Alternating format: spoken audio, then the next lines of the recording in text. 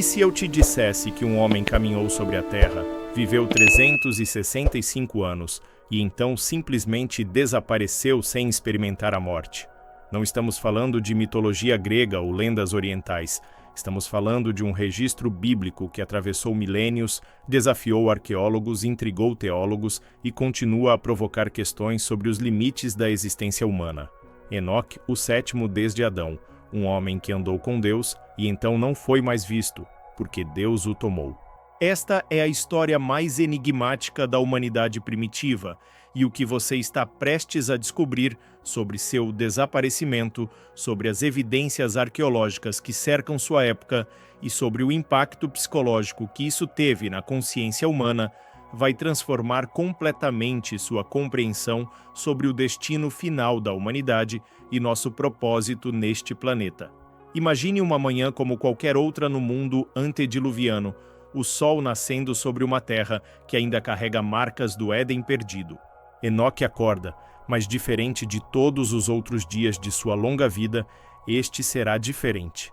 Ele não sabe ainda, mas em algumas horas deixará de existir neste plano físico. Não por doença, não por violência, não pelo desgaste natural do tempo. Ele simplesmente será transladado, retirado da terra, levado por Deus sem passar pelo portal da morte que todos os outros humanos inevitavelmente cruzariam. Como isso é possível? Por que isso aconteceu? E o que as evidências arqueológicas e a psicologia humana têm a nos dizer sobre este evento extraordinário? Vamos começar pelo texto fundamental. Gênesis capítulo 5, versículos 21 a 24, registra de forma curiosamente breve. Enoque viveu 65 anos e gerou Matusalém. Andou Enoque com Deus depois que gerou Matusalém 300 anos e gerou filhos e filhas. Todos os dias de Enoque foram 365 anos. Enoque andou com Deus e já não era, porque Deus o tomou. Apenas 3 versículos para descrever um dos eventos mais extraordinários da história humana. Mas essa brevidade esconde profundidades que arqueólogos, teólogos e psicólogos ainda estão explorando. A frase-chave é andou com Deus. No hebraico original, a expressão sugere uma intimidade habitual, uma caminhada contínua e profunda. Não foi um único encontro místico. Foi um estilo de vida que durou 300 anos. Do ponto de vista psicológico, isso nos diz algo revolucionário sobre transformação pessoal e desenvolvimento espiritual. Enoque não foi escolhido aleatoriamente. Ele cultivou um relacionamento que o transformou de tal maneira que, eventualmente, sua própria natureza física mudou. Carl Jung falaria sobre isso em termos de individuação e transcendência do ego. Enoque alcançou um estado de consciência tão elevado, uma integração tão completa entre seu eu inferior e superior, que transcendeu as limitações normais da existência física. Mas diferente de interpretações puramente psicológicas, o relato bíblico insiste que isso foi um ato de Deus, não apenas uma conquista humana. Há uma parceria aqui, uma dança entre esforço humano e graça divina que define toda a experiência espiritual autêntica. Agora vamos mergulhar nas evidências arqueológicas que cercam este período. O mundo de Enoque era o mundo antediluviano, a civilização que existiu antes do grande dilúvio. Durante décadas, estudiosos debateram se esse período teve realidade histórica ou era puramente mítico. Mas descobertas recentes estão mudando essa conversa. Tabletes sumérios, textos acádios e outras fontes da antiga Mesopotâmia falam de uma era antes do dilúvio, de reis que viveram por períodos extraordinariamente longos, de uma época em que, segundo esses textos, os deuses caminhavam entre os homens. A lista de reis sumérios, um documento arqueológico fascinante descoberto no início do século XX, lista reis antediluvianos com reinados que duraram dezenas de milhares de anos. Embora os números sejam diferentes dos registros bíblicos, o padrão é o mesmo. Longevidade extraordinária antes do dilúvio, vidas muito mais curtas depois. Isso sugere que múltiplas culturas antigas preservaram memórias de uma época em que a experiência humana era radicalmente diferente da nossa. Mais intrigante ainda são os textos de Qumran, os manuscritos do Mar Morto, que incluem fragmentos do livro de Enoque, um texto apocalíptico judaico que não está no cânone bíblico protestante, mas que era extremamente popular no judaísmo do Segundo Templo e é citado na Epístola de Judas no Novo Testamento. Este livro expande dramaticamente a história de Enoque, descrevendo visões celestiais, encontros com anjos, revelações sobre o cosmos e detalhes sobre sua translação. O fato de que cópias do livro de Enoque foram encontradas entre os manuscritos do Mar Morto nos diz algo importante. A história de Enoque não era uma nota de rodapé obscura na consciência judaica antiga. Era central, era formativa. Pessoas copiavam esses textos, estudavam-nos, preservavam-nos com cuidado religioso. Por quê? Porque Enoque representava algo que a humanidade desesperadamente queria entender: a possibilidade de transcender a morte. Psicologicamente, o medo da morte é considerado por muitos pensadores, incluindo Ernest Becker em sua obra A Negação da Morte, como a força motivadora central por trás de grande parte do comportamento humano. Construímos civilizações, criamos arte, buscamos legados, tudo em uma tentativa de transcender nossa mortalidade. Enoque não precisou de nenhuma dessas estratégias de negação. Ele simplesmente transcendeu, e isso o torna infinitamente fascinante para a psique humana. Mas havia algo único sobre Enoque que o distinguia de seus contemporâneos. Os textos sugerem que sim, ele viveu em uma época de crescente corrupção. Gênesis capítulo 6, que vem logo após o relato de Enoque, descreve como os filhos de Deus viram que as filhas dos homens eram formosas e tomaram para si mulheres. Descreve como a maldade do homem se multiplicou na terra. Descreve como Deus decidiu trazer o dilúvio. Enoque viveu na borda dessa escuridão crescente. O livro de Enoque expande isso dramaticamente, descrevendo a queda dos vigilantes, anjos que desceram, casaram-se com mulheres humanas e ensinaram à humanidade conhecimentos proibidos: fabricação de armas, cosméticos, feitiçaria, astrologia. O texto sugere que Enoque foi chamado por Deus para confrontar esses seres caídos, para pronunciar julgamento sobre eles, para servir como escriba celestial, registrando seus crimes. Imagine o peso psicológico disso. Um homem imortal confrontando seres angélicos caídos. As evidências arqueológicas desse período são escassas, mas intrigantes. Estruturas megalíticas ao redor do mundo, muitas datadas de períodos extremamente antigos, desafiam explicações simples sobre como foram construídas.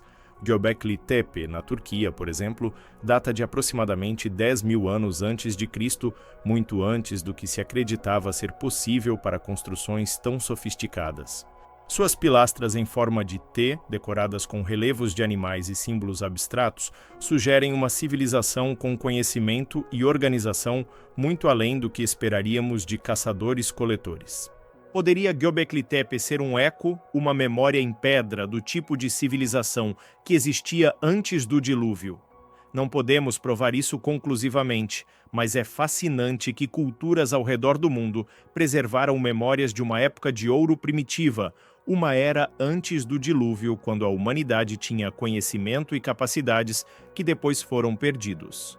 As pirâmides do Egito, as linhas de Nazca, Machu Picchu, todos esses sítios levantam questões sobre conhecimentos antigos que podem ter sido muito mais avançados do que assumimos.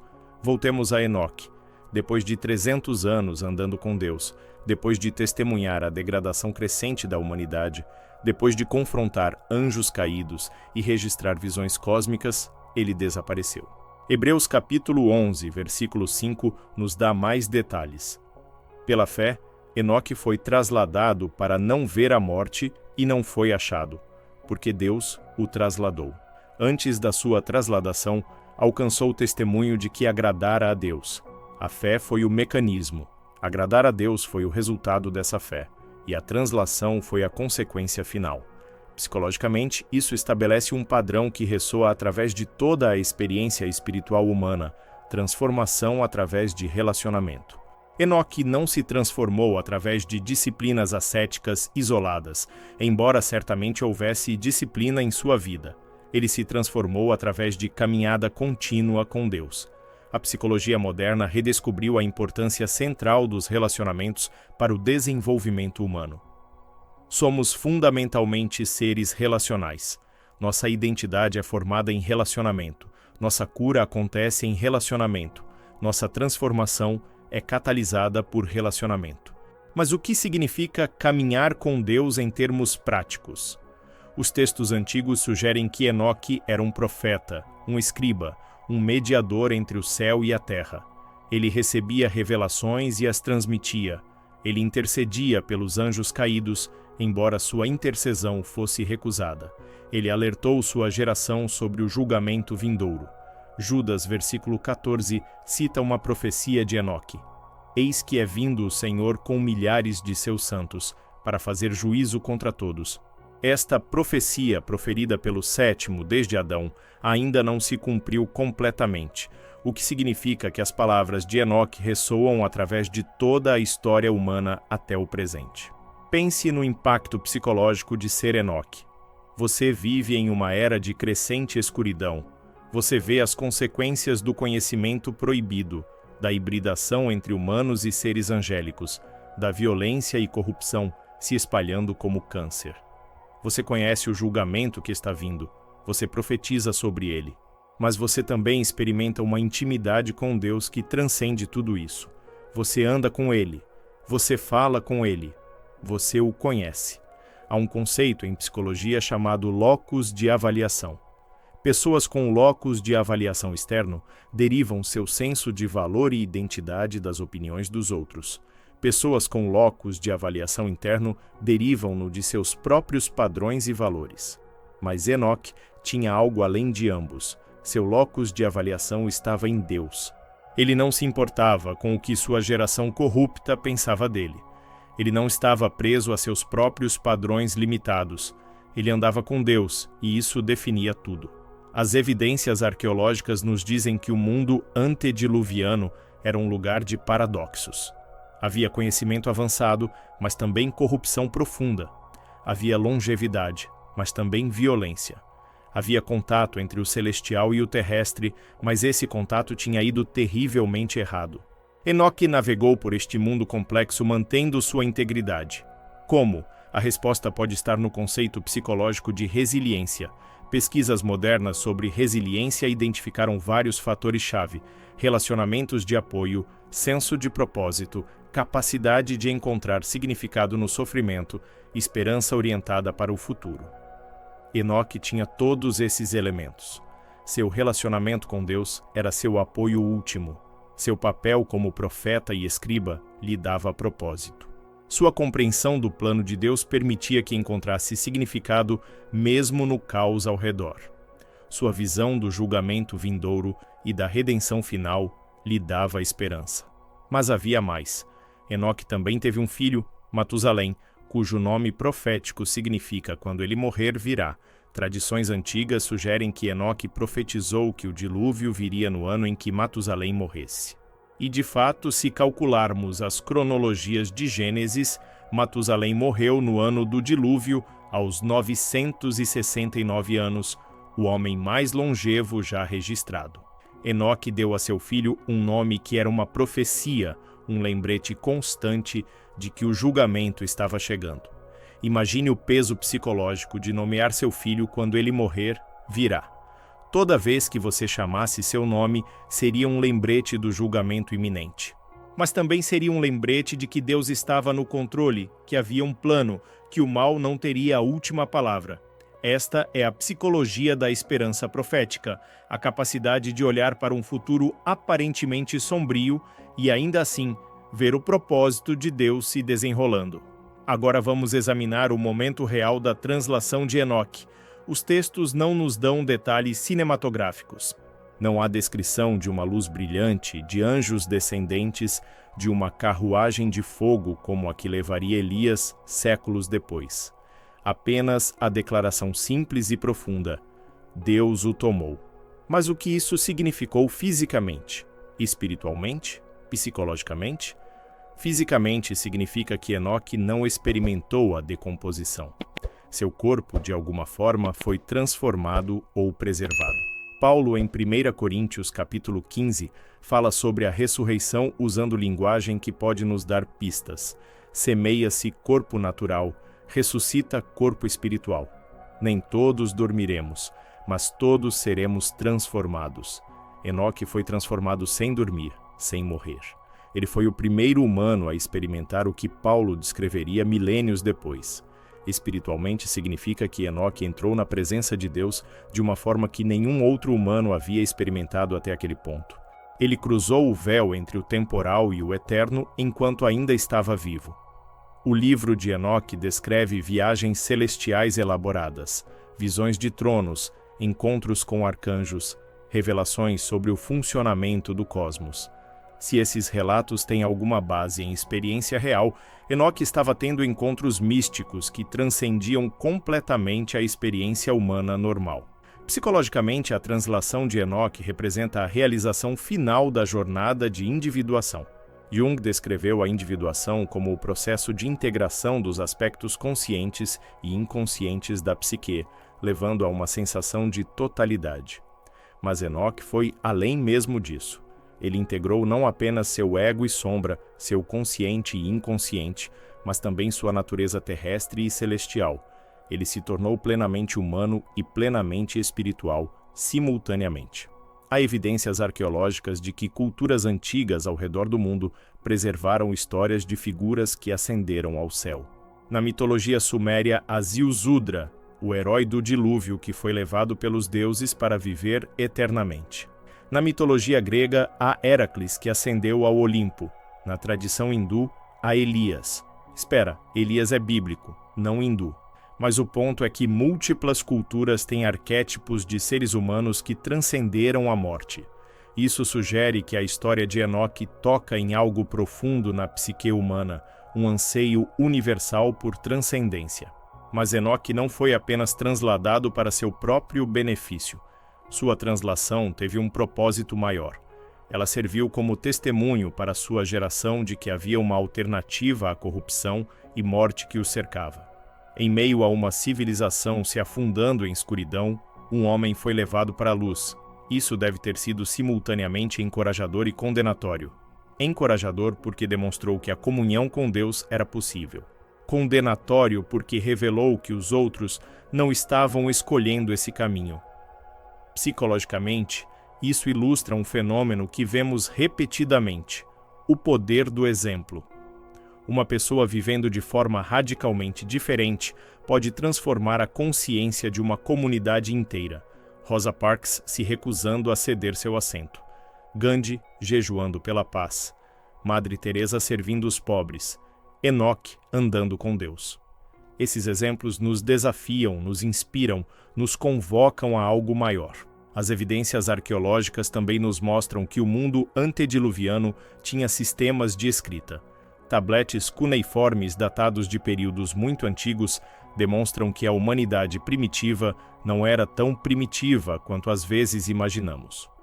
O livro de Enoque o descreve como o primeiro escriba, aquele que escreveu os julgamentos e ensinou os filhos dos homens sobre escrita. Se isso for historicamente preciso, Enoque pode ter sido uma figura-chave no desenvolvimento da civilização humana, não apenas espiritualmente, mas também culturalmente e intelectualmente. Isso nos leva a uma questão fascinante. O que Enoque escreveu? O livro de Enoque que temos é atribuído a ele, mas foi claramente composto ou compilado muito depois de seu tempo. Contém, no entanto, tradições que podem remontar a períodos muito antigos. Ele fala sobre astronomia, calendários, geografia celestial, ética, julgamento vindouro. Se Enoque realmente escreveu textos, eles teriam sido perdidos no dilúvio, mas suas memórias e ensinamentos podem ter sido preservados oralmente através de Noé, que era descendente de Enoque e sobreviveu ao dilúvio. Noé, aliás, representa uma conexão direta e tangível com Enoque. Embora os textos não digam que eles se encontraram, matematicamente suas vidas se sobrepuseram. Enoque foi transladado aos 365 anos. Noé nasceu quando o pai de Noé, Lameque, tinha 182 anos. Lameque nasceu quando seu pai, Matusalém, filho de Enoque, tinha 187 anos. Fazendo as contas, Noé teria nascido cerca de 69 anos antes da translação de Enoque. Eles viveram no mesmo mundo por quase 7 décadas. Imagine as conversas que podem ter acontecido.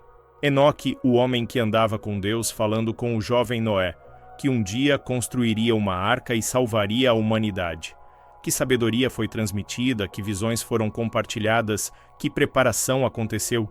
A psicologia do mentoreamento nos diz que essas relações intergeracionais são cruciais para a transmissão não apenas de informação, mas de valores, caráter e visão de mundo.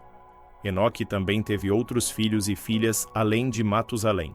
Gênesis menciona isso de passagem, mas pense no que significa. Havia uma família Enoque. Havia filhos e filhas crescendo em uma casa, onde o pai andava com Deus de forma tão profunda que eventualmente foi levado para o céu. Como isso moldou a psicologia dessas crianças? Como influenciou sua fé, suas escolhas, seu entendimento da realidade?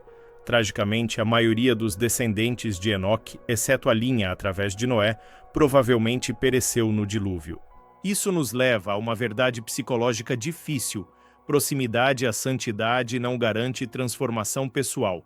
Você pode crescer na mesma casa que um santo e ainda assim escolher o caminho da destruição. Cada pessoa deve fazer suas próprias escolhas. A fé não é genética. O relacionamento com Deus não é hereditário. Cada geração, cada indivíduo deve caminhar seu próprio caminho. Mas voltemos ao momento da translação. Enoque simplesmente desapareceu. O texto diz que não foi achado. Isso implica que as pessoas o procuraram. Imagine a cena. Enoque sai para sua caminhada diária com Deus. Horas passam, ele não retorna. A família começa a se preocupar. Enviam grupos de busca, vasculham a área. Chamam seu nome. Nada. Ele simplesmente não estava mais lá. Não havia corpo para enterrar. Não havia túmulo para visitar. Apenas ausência. Psicologicamente, isso criaria um tipo único de luto. O luto normal envolve processar a realidade da morte, dizer adeus ao corpo, ter rituais de encerramento. Mas como você processa a perda de alguém que não morreu? Como você se despede de alguém que simplesmente desapareceu? Por um lado, deve ter sido mais fácil em certo sentido, não havia a dor de vê-lo sofrer ou morrer.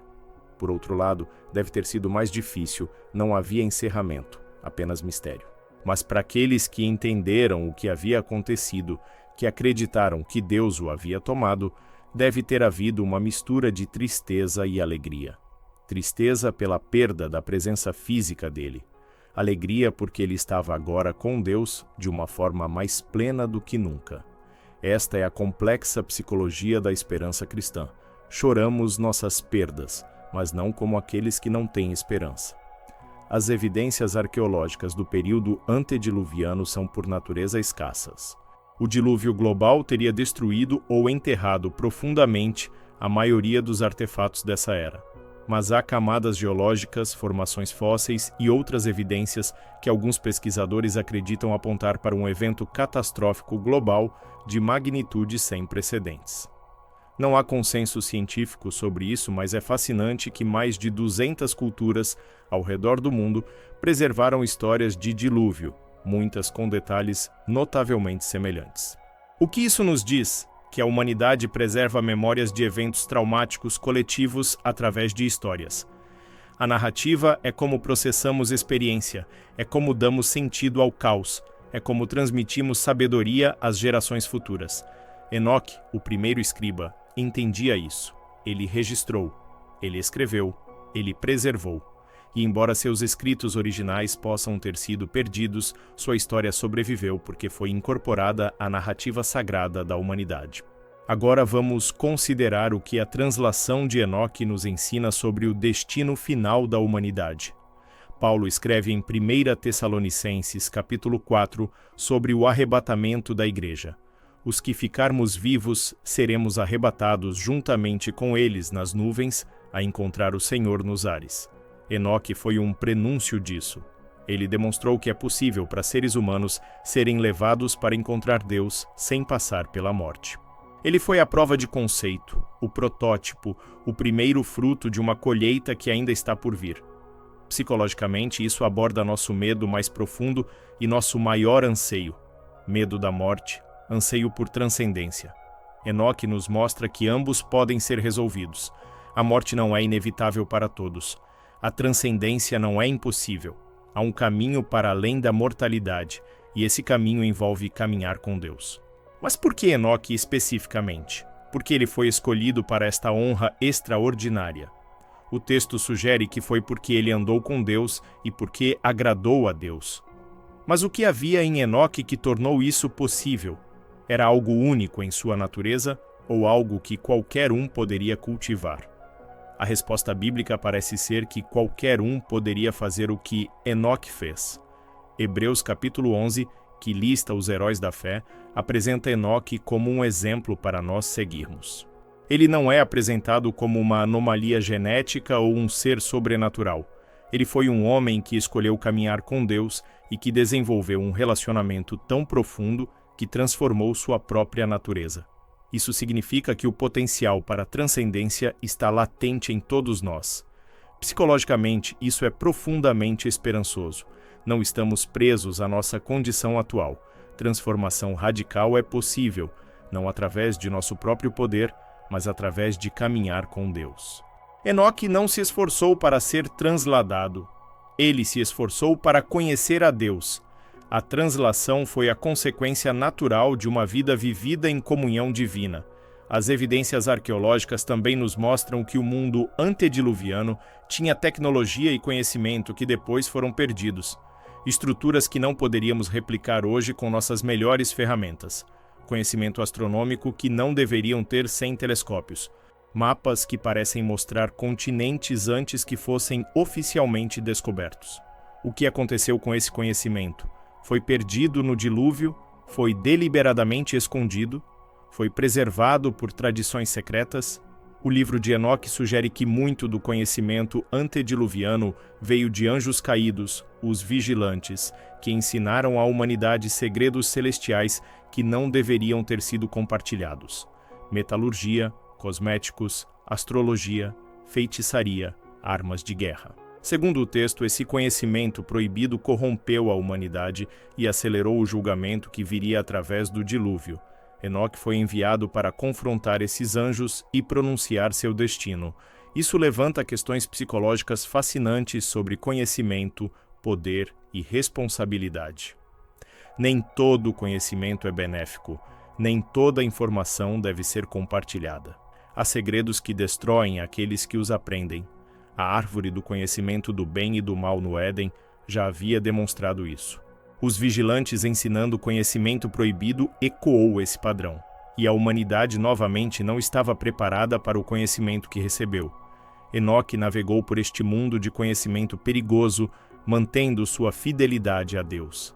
Ele teve acesso a segredos celestiais, mas através de revelação divina, não de rebelião angélica. Ele viu os céus, mapeou as estrelas, entendeu os calendários, mas tudo através de comunhão com o Criador. Este é o conhecimento seguro, o conhecimento que ilumina em vez de corromper, porque vem da fonte certa. Psicologicamente, isso nos ensina sobre a importância da fonte e motivação em nossa busca por conhecimento. Por que queremos saber o que queremos saber? Para servir a Deus e aos outros, ou para servir a nós mesmos? Para construir ou para destruir? Para curar ou para ferir? O conhecimento em si é neutro. São nossas intenções e o uso que dele fazemos que determinam se ele nos abençoa ou nos amaldiçoa. Agora vamos examinar o legado de Enoque através das gerações. Seu nome aparece em genealogias. Ele é mencionado por profetas. Ele é citado no Novo Testamento. Textos apócrifos elaboram extensivamente sobre sua vida e visões. Por milênios, Enoque tem fascinado teólogos, místicos e buscadores. Por quê? Porque ele representa a possibilidade mais radical, que a morte não é o fim inevitável, que a transcendência é possível, que humanos podem caminhar com Deus. As tradições judaicas posteriores desenvolveram elaboradas especulações sobre o que aconteceu com Enoque após sua translação. Alguns o identificaram com o anjo Metatron, o escriba celestial que registra os feitos da humanidade. Outros disseram que ele se tornou o mentor de heróis e profetas futuros, aparecendo em momentos cruciais da história. Ainda outros sugeriram que ele retornaria no fim dos tempos como uma das duas testemunhas descritas em Apocalipse capítulo 11. Psicologicamente, essas elaborações revelam nosso desejo de manter conexão com figuras que transcenderam. Não queremos que eles simplesmente desapareçam. Queremos acreditar que ainda estão ativos, ainda relevantes, ainda influenciando eventos. Isso fala sobre nossa necessidade de continuidade, de conexão entre o céu e a terra, de mediadores que entendem ambos os reinos. As evidências arqueológicas do judaísmo do Segundo Templo mostram que o livro de Enoque era extremamente influente. Fragmentos foram encontrados em Qumran, sugerindo que a comunidade do Mar Morto o valorizava. Citações aparecem em outros textos judaicos do período. A Epístola de Judas, no Novo Testamento, cita-o diretamente, dando-lhe uma forma de autoridade canônica, mesmo que o próprio livro de Enoque não esteja no cânon protestante. Por que esse texto foi tão influente? Porque abordava questões que atormentavam a mente judaica. Por que há mal no mundo? De onde vieram os demônios? Como devemos entender o sofrimento? O que acontece quando morremos? Para onde foi Enoque? O livro oferecia respostas, mesmo que algumas fossem especulativas. Oferecia uma cosmologia, uma teodiceia, uma escatologia. Oferecia esperança. Agora vamos considerar o que Enoque nos ensina sobre o propósito da vida humana. Ele viveu 365 anos. Isso parece muito para nós, mas no contexto antediluviano não era extraordinário. Adão viveu 930 anos. Matusalém, filho de Enoque, viveu 969 anos. Noé viveu 950 anos. A longevidade de Enoque era normal. O que não era normal era como ele usou seu tempo. Quantas pessoas vivem décadas e décadas sem nunca realmente viver? Passando pelos movimentos, perseguindo distrações, evitando as perguntas mais profundas. Enoque tinha séculos e ele os passou andando com Deus. Cada dia foi uma oportunidade de aprofundar o relacionamento. Cada ano foi uma camada adicional de intimidade. 300 anos de comunhão deliberada e intencional. Não é de admirar que ele tenha sido transformado. Psicologicamente, isso ilustra o poder do hábito e da prática consistente. James Clear, em Hábitos Atômicos, escreve sobre como pequenas mudanças consistentes se acumulam em resultados transformadores. Enoque não foi transladado depois de uma única caminhada dramática com Deus. Foi o resultado de 300 anos de caminhadas diárias. A transformação espiritual, como a transformação física ou psicológica, é principalmente sobre consistência ao longo do tempo. Mas havia também momentos de intensidade, momentos de revelação profunda. O livro de Enoque descreve visões elaboradas, viagens através dos céus, encontros face a face com seres angélicos. Esses não eram experiências cotidianas, eram interrupções dramáticas, momentos onde o véu entre os mundos se tornava fino e Enoque via coisas que olhos humanos normalmente não veem. Psicologicamente, essas experiências pico, como Abraham Maslow as chamaria, são momentos de insight profundo, de conexão, de transcendência do ego ordinário. Elas não podem ser forçadas, mas podem ser cultivadas através de preparação e abertura. Enoque, através de sua caminhada consistente com Deus, criou as condições onde essas experiências pico podiam acontecer regularmente. As evidências arqueológicas nos mostram que muitas culturas antigas tinham tradições de xamanismo, de indivíduos que serviam como mediadores entre os mundos espiritual e físico. Eles entravam em estados alterados de consciência, visitavam outros reinos, traziam de volta mensagens. Enoque parece ter sido algo parecido, mas fundamentalmente diferente. Ele não usava plantas psicoativas ou técnicas de transe, ele simplesmente andava e falava com Deus. Sua comunhão era relacional, não técnica. Isso é importante psicologicamente porque estabelece que a experiência espiritual autêntica não requer técnicas esotéricas ou estados alterados artificialmente induzidos. Ela cresce a partir de relacionamento genuíno. Enoque conhecia Deus, não apenas sabia sobre Deus, não apenas estudava textos sobre Deus. Ele caminhava com Deus, conversava com Deus, vivenciava Deus. Este é o anseio central da alma humana que a psicologia secular luta para nomear.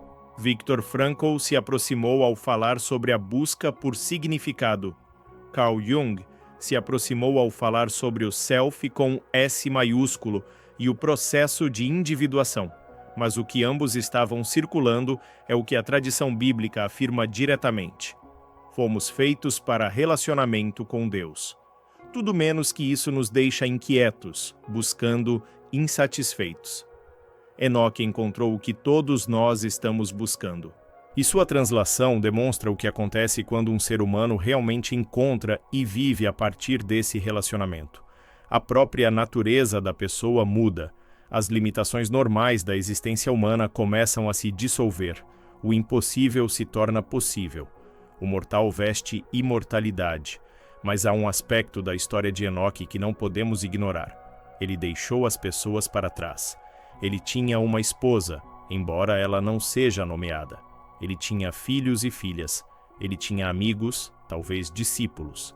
E um dia ele simplesmente desapareceu. Como eles processaram isso? Como lidaram com a perda repentina e inexplicável?